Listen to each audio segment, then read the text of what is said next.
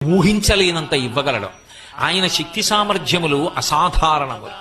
ఒకానొకప్పుడు ఉపమన్యువు అని మహాభారతంలో తల్లి దగ్గరికి వెళ్ళి, అమ్మా అమ్మ పిల్లలందరూ పాలు తాగుతున్నారు, నాకు పాలు ఇయ్యి అన్నాడు. పాపం ఆవిడ పేదరాలు, పిండి కలిపి నీళ్ళు ఇచ్చింది.